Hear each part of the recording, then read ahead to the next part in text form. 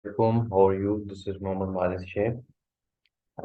Today we are going to study third chapter of gender studies. Before that, we discussed what is gender studies, what is the difference between gender and women studies, and in second chapter we discussed uh, more advanced things that what is the difference between biological identity and what is the difference between biological and social identity and how gender is constructed, etc. It means we discussed the very basics of gender studies subjects, its construction, and its main ideas, the crux of the subject, the need of the subject, the importance or the significance of the subject in CSS, as well as in general sense. Today we are going to discuss. Today we are going to discuss the main topic, which somehow which somehow is considered as a controversial topic in some developing countries like ours, and, uh, and there are some misconceptions and there are some taboos related to it. So today we are going to study the feminist theories, basically what is feminism and what are the different school of thoughts of feminist ideas and who pioneered this concept and how this concept evolved. All these things will be discussed in today's lecture. So I hope so. Okay, inshallah, you will understand the topic in a better sense and will try your level best to grasp the different concepts of the different school of thoughts of feminist ideas. Okay, so being a candidate of CSS or civil or any competitive exam, I'll suggest that you should not focus or you should not favor any particular school of thought. You may, in your own sense, but that should not be produced. Your favor should not be produced on paper. There should be views, but those views should not be biased views. And you should give your analytical approach. Your critiques should be presented in your paper, but somehow it should not be reflected that you are opposed to the idea or you are favoring any idea to any larger extent. Okay, so you have to go with the balanced approach. This is what is required from the future bureaucrats. So first of all, we are going to discuss what is feminism particularly. This is a hot and a debatable topic in countries like ours, in developing countries, even though in developed countries like in the West. So, in simple words, consider feminism as a movement. Basically, it is a movement uh, for socio-economic and political rights of the women. They say that the women are disadvantaged because of their sex, so that is why they are not getting particular social, economic, and political rights due to some misconceptions or due to some cultural and biasness, prejudices, some other things also. So they demand that this advantage should be bypassed and the women should be given equal rights. Acha, now there is a debate that they should be given equal rights or more rights or less rights or different rights. That is something else. इसी basis पे हम आगे जाके हम देखेंगे कि equal rights की कौन सी स्कूल ऑफ थॉट है फेमिनिज्म की जो डिमांड करे equal rights to the man and कौन सी है जो ज्यादा राइट्स डिमांड कर रही है तो वो चीज ये दोनों चीजें निकलेगा फर्दर डिबेट में फिलहाल ये आपने समझना है कि फेमिनिज्म क्या है talks about the social economic and political rights of the woman and that is in the shape of movement, in a particular movement. Movement होती है ना, कोई एक तहरीक होती है, तहरीक के फॉर्म में उन्होंने डिमांड की socio economic and political rights. अच्छा, वो कह रही हैं कि जो भी फेमिनिस्ट, अब लाजमी नहीं है कि फेमिनिस्ट जो है वो सिर्फ औरतें ही, नहीं, मर्द भी फेमिनिस्ट होते हैं जो कि इस आइडिया को प्रोपेगेट करते हैं, इसको एडवोकेट करते हैं कि socio economic and political.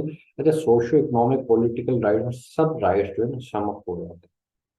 Socio economic independence यानी कि आपकी जॉब हो, आपकी पढ़ाई वगैरह, पॉलिटिकल आप यानी कि इलेक्शन में कंटेस्ट कर सके, इलेक्शन उसमें पार्टिसिपेट कर सके, वोट कर सके, जिसको मर्जी आप चाहे वोट कर सकें, जो भी कैंडिडेट हो, यानी कोई रोक टोक नहीं।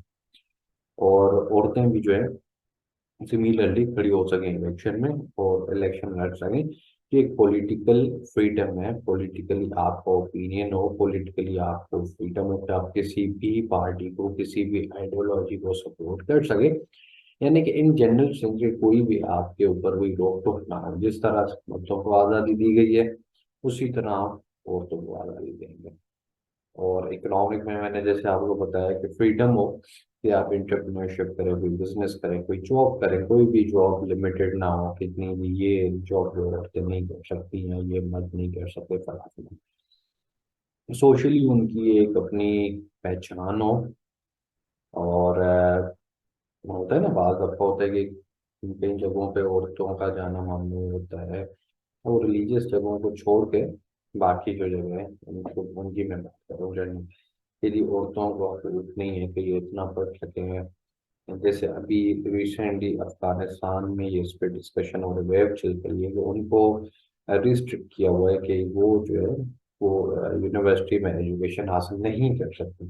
तो ये इस तरह की जो डिफरेंट है, तो ये नहीं होना चाहिए, बायसनेस नहीं होनी चाहिए, इनइक्वलिटी नहीं होनी चाहिए, फ्रीडम होना चाहिए राइट्स के हवाले से। Those are the fundamental things, okay.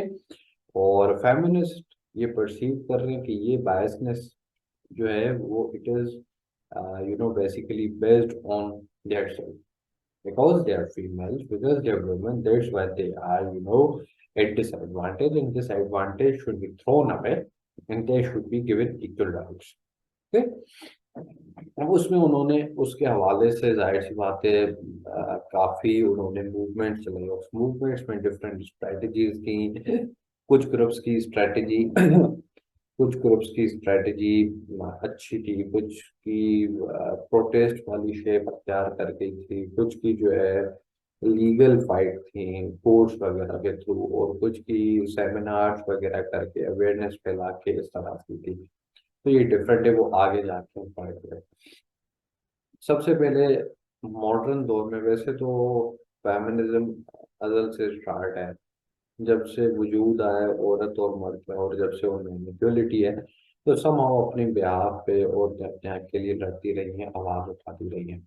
मगर हम बात करेंगे मॉडर्न दौर की, तो मॉडर्न दौर में जो है उसकी बानी यानी फाउंडर या पायोनियर आप जैसे कहते हैं, जिसने फॉर्मली एक कुछ लिख के या कुछ प्रोटेस्ट करके अपनी आवाज उठाई, और जो जिसका काम आज तक, जिसकी आवाज आज तक हमारे पास अवेलेबल है, that is Mary Wollstonecraft vindication of the women's rights. उन्होंने बुक लिखी थी, मैरी वॉल्स्टनक्राफ्ट, उनका बुक है, उनकी बुक है vindication of the rights of women, जो कि उन्होंने 1792 में स्टार्ट और लिखी थी। तो हम ये कह सकते हैं कि जो आज के दौर की जो फेमिनिस्ट मूवमेंट चल रही हैं, उनके उनके जो रूट्स हैं वो 18th सेंचुरी में हमें पाई जाती है, ओके। तो 18th सेंचुरी में वो पाई जाती है, तो हम ये कह सकते हैं सिंपली इजीली इसको ही हम मॉडर्न फेमिनिज्म कहते हैं। तो मैरी वॉल्सटनक्राफ्ट जो है वो बेसिकली लिबरल फेमिनिस्ट, जो स्कूल ऑफ थॉट आगे जाके हम पढ़ेंगे उससे बिलोंग करते लोग कहते हैं। अब उस टाइम तो ये नहीं था कि लिबरल कौन है, रेडिकल कौन है, फलां कौन है, ये तो फर्दर आगे जाके क्लासिफिकेशन हुई है। मगर ये उसमें क्योंकि ये एक लीगल और रास्ता अख्तियार करके कह रही थी कि जो हकूक मर्द को हासिल है, वो हकूक हमें भी हासिल हो, डिफरेंस ना हो, जैसे वो इंसान है वैसे ही हमें। सेक्स के ऊपर जो है वो आप डिफरेंस क्रिएट ना करो, और उसमें एक जो है बायसनेस, एक प्रीजुडिस क्रिएट ना करो और राइट्स दिए जाए, ठीक है। तो ये फर्दर आपके साथ में ये रीडिंग वगैरह शेयर कर दूंगा। यहाँ पे मैंने आपको जस्ट कॉन्सेप्ट वगैरह बता दिया कि ये फेमिनिज्म का कॉन्सेप्ट है। फर्दर आगे जब हम बढ़ेंगे तो हम देखेंगे।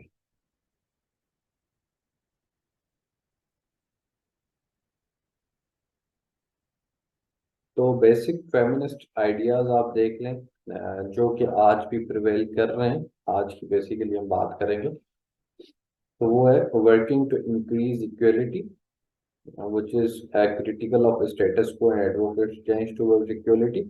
यानी कि इक्वलिटी होनी चाहिए, डिफरेंस नहीं होना चाहिए। ऐसा ना हो कि कहीं पे मर्द को ज्यादा राइट्स है तो औरत को कम, इस तरह नहीं होनी चाहिए। इक्वलिटी की बात करते हैं।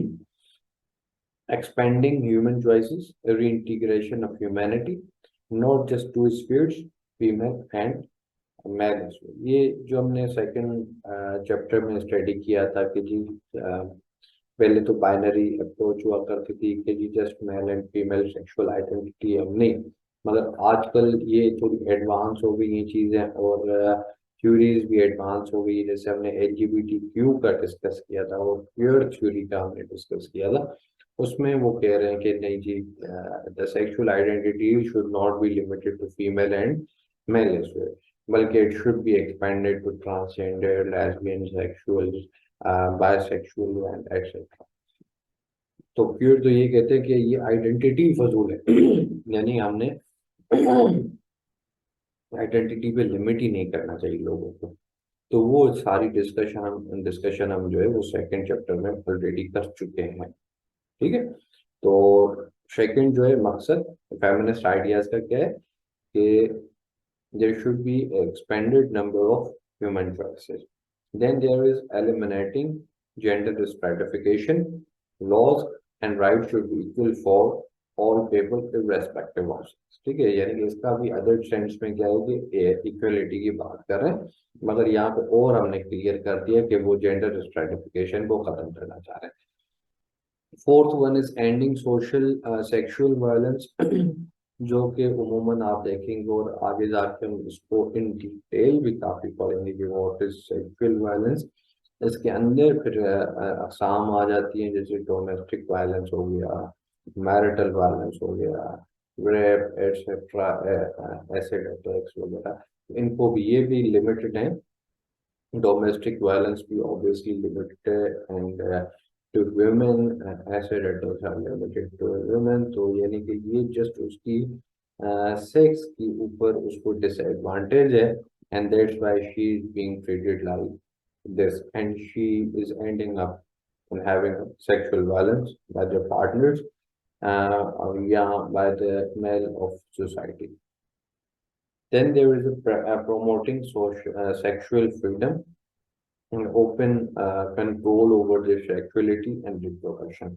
तो जो फिफ्थ एम है इनका, या जो फिफ्थ आइडिया हम कह रहे हैं, तो वो जो कह रहे हैं कि प्रोडक्शन पे उनका भी अपना फ्रीडम हो। ऐसा नहीं हो कि हस्बैंड पे इतने बच्चे जो है वो हमने पैदा करने हैं तो उसकी से ही ना रखी, नहीं, इस तरह नहीं है।